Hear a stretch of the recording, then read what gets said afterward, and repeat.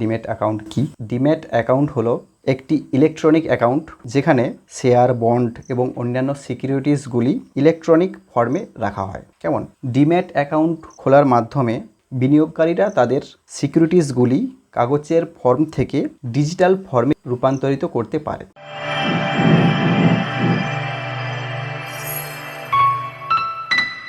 Hello investor, আমি সুমন ফাইন্যান্সের আরেকটি নতুন ভিডিওতে আপনাদের পুনরায় স্বাগত। আজকের আলোচ্য বিষয়টা খুব ইম্পর্টেন্ট। যারা বিগিনার বা স্টক মার্কেটে ইনভেস্টের জন্য খুবই ইন্টারেস্টেড কিন্তু জানেন না কীভাবে করবেন, স্টেপ বাই স্টেপ আমি সমস্ত কিছুই আপনাদের সাথে আলোচনা করব। অনেকেই শুনেছেন ডিম্যাট অ্যাকাউন্ট কি, কিভাবে ওপেন করবেন, কোথায় ওপেন করবেন, কেন ওপেন করবেন, সমস্ত কিছু আলোচনার মধ্যে থাকবে। আপনারা সম্পূর্ণ ভিডিওটি চলুন শুরু করি। প্রথমে দেখুন আমার পাশে যে সার্টিফিকেটটা শো করছে ওটা কি আপনারা আগে কখনো দেখেছেন?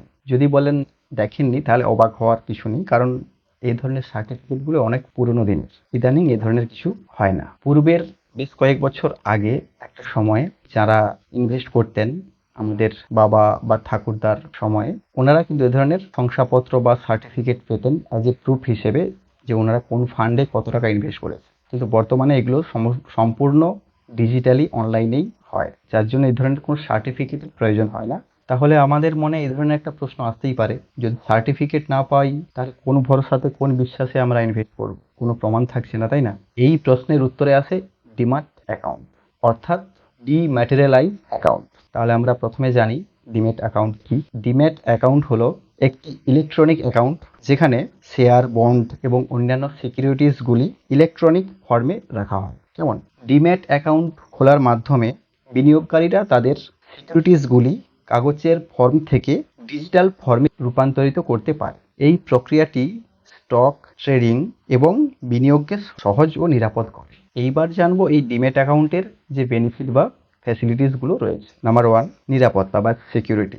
শেয়ারগুলি চুরি, ক্ষতি বা জালিয়াতির ঝুঁকি থেকে সুরক্ষিত করে। নাম্বার 2, সহজ লেনদেন, অর্থাৎ শেয়ার কেনাবেচা দ্রুত ও সহজ হয়। নাম্বার 3, কাগজবিহীন, পেপারলেস একটা প্রক্রিয়া।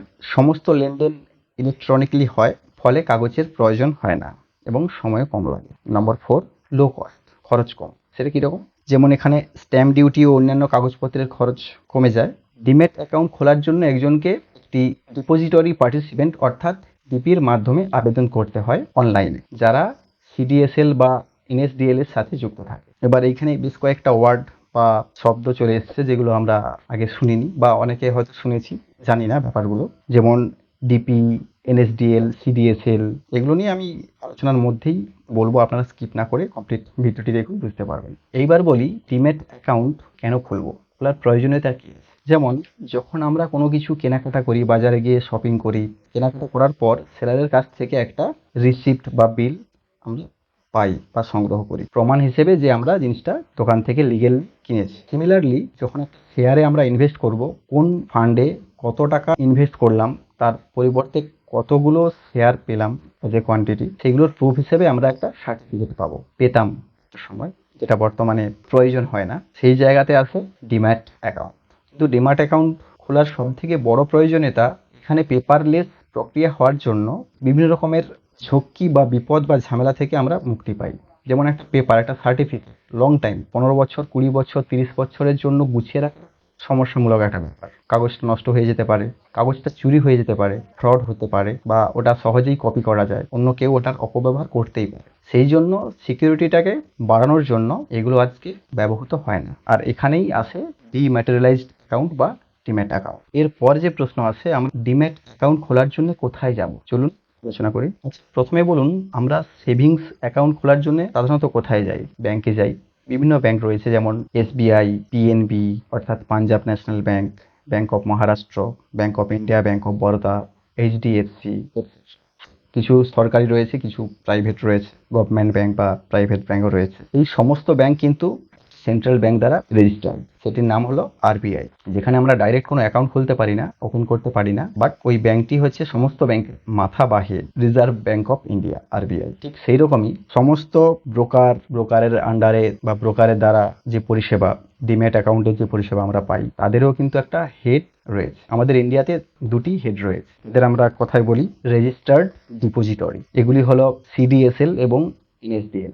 সিডিএসএল অর্থাৎ central depository services India limited, এবং দ্বিতীয়টি হলো এনএসডিএল অর্থাৎ ন্যাশনাল সিকিউরিটিজ ডিপোজিটরি লিমিটেড। এই দুইজনের ভার্চুয়ালি কিন্তু তফাৎ নেই, এরা দুজনে কি কাজ করে। তো আমরা ডিম্যাট অ্যাকাউন্ট খোলার জন্য সরাসরি এনএসডিএল বা সিডিএল এর সাথে কোনো রকম কন্ট্যাক্ট করতে পারি। তাহলে আমরা কোথায় অ্যাকাউন্ট ওপেন করবো, সেটা হলো ডিপি। আমাদের অ্যাকাউন্ট খোলার জন্য ডিপির প্রয়োজন। What is DP? DP means depository participant. Basically এই ডিপি এনএসডিএল বা সিডিএসএল এর এজেন্ট হিসেবে কাজ করে, অর্থাৎ ইনভেস্টারের মাঝখানে লিঙ্ক তৈরি করে। আমাদের কিন্তু এই ডিপির আন্ডারেই ডিম্যাট অ্যাকাউন্ট ওপেন করতে হবে। প্রথমেই বলেছি, সেভিংস অ্যাকাউন্ট খোলার জন্য আমরা আরবিআই এর সাথে ডাইরেক্ট কন্ট্যাক্ট করতে পারি না, তার অধীনস্থ ব্যাংকেই যেতে হয়। সিমিলারলি ডিম্যাট অ্যাকাউন্ট খোলার জন্য সিডিএসএল বা এনএসডিএল এর সাথে আমরা ডাইরেক্ট কন্ট্যাক্ট করতে পারি না, আমাদের এই ডিপির আন্ডারে, এই ডিপির কাছে যেতে হয়। এটা কিন্তু এনএসডিএল বা সিডিএসএল এর অধীনস্থ। এই ডিপি বা ডিপোজিটরি পার্টিসিপেন্ট কারা, আমি কিছু এক্সাম্পল দিচ্ছি। যেমন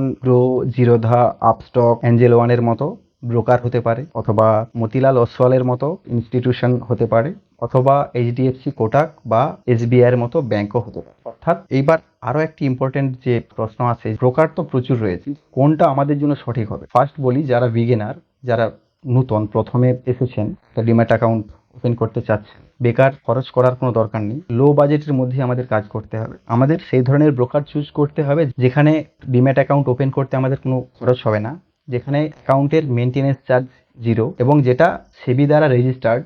এখানে আবার সেবি ভাষাটা চলে এলো, নতুন না, আমি আগের ভিডিওতে আলোচনা করেছি, তবু একবার বলছি। SEBI, সেবি অর্থাৎ securities and exchange board of India. এই সেবি ইনভেস্টমেন্ট বা সমস্ত ব্রোকারদের কন্ট্রোল করে। এর রুলের মাধ্যমেই কিন্তু সমস্ত কিছু কন্ট্রোল হয়, সিকিউরিটি প্রদান করে, যেটা আমি আগের ভিডিওতে আলোচনা করেছি ডিটেলসে, তাই বলছি না।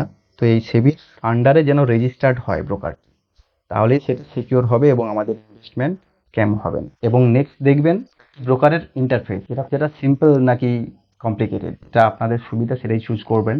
সেটা অনলাইনে আপনি করতে পারেন, দেখতে পারেন। তারপর দেখবেন কোন ব্রোকারের সার্ভিস কেমন। আপনার কোনো প্রবলেম হলে ওখানে কাস্টমার সার্ভিস সেন্টারে আপনি সহজে কন্ট্যাক্ট করতে পারেন, সাপোর্ট করতে পারেন। তো ফ্রেন্ডস, আজকের ভিডিও এই পর্যন্ত। পরের ভিডিওতে আবার দেখা হচ্ছে। ভালো থাকুন, সুস্থ থাকুন। জয় হিন্দ, বন্দে মাতরম। বাই।